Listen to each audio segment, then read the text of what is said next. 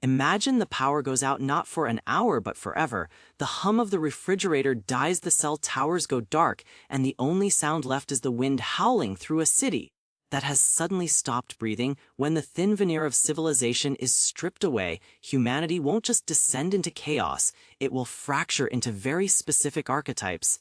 We are looking at a grand filtration event where most will perish, but 5 distinct tribes will crawl out of the ashes. The question isn't just who are they, but which one offers you a seat at the table of the future. Here at Victor's Logic, we analyze the systems that break us and the strategies that save us. So let's dissect these 5 survivor groups to see which one you actually want to join. First, you have the fortress dwellers. You know the type. These are the people who treated the apocalypse like a retirement plan. They've been funding for decades. While everyone else was buying lats, they were stacking freeze, dried nutrients and ammunition in reinforced basements. When the world ends, they feel a grim sense of validation. They lock the blast doors, count their inventory, and prepare to outlast the storm. But here is the fatal miscalculation. A fortress is just a prison you build for yourself. You are sitting on a static pile of resources. In a world that has become dynamic and violent, every day you eat a meal, your wealth shrinks, and you have no way to replenish it. Worse, you have made yourself a loot drop. To a desperate mob, your bunker isn't a sanctuary, it's a pied-atta waiting to be cracked open. They survive the initial panic, sure, but stagnation is death. Then there are the drifters. These are the shadows moving through ruins.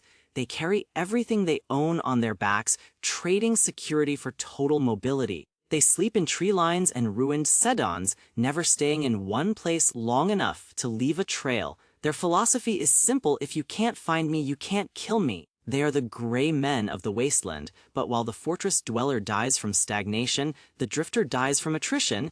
It is a lonely, grinding existence where a sprained ankle creates a countdown clock on your life. There is no one to stand guard while you sleep, no one to stitch a wound. You can dodge the enemy, but you cannot outrun exhaustion.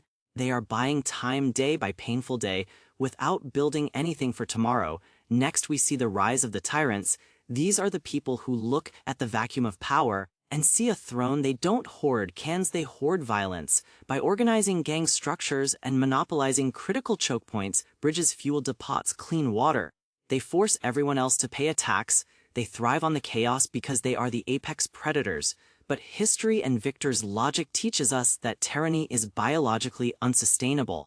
They are parasitic systems. They consume resources and people faster than they can be replaced. Eventually the fuel runs out, or a stronger, hungrier wolf comes knocking.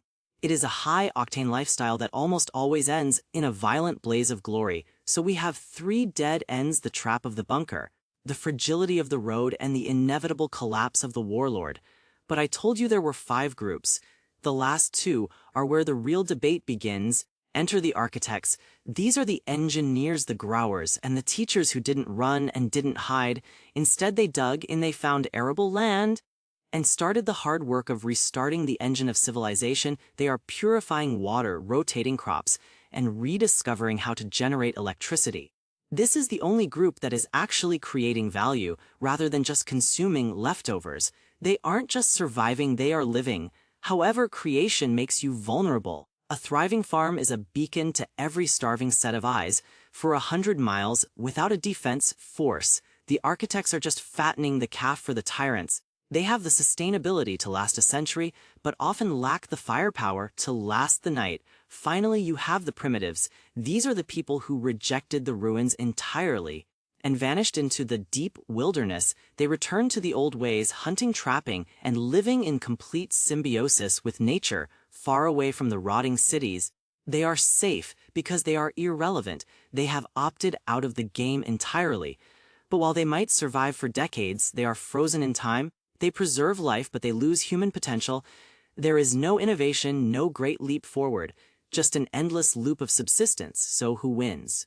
If you look at the timeline, the tyrants rule the start and the primitives outlast the end. But the true winner, the one that Victor's Logic suggests you emulate, is the hybrid, the survivor who makes it.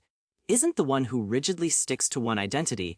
It is the person who prepares like a fortress dweller, but moves like a drifter when the location is compromised.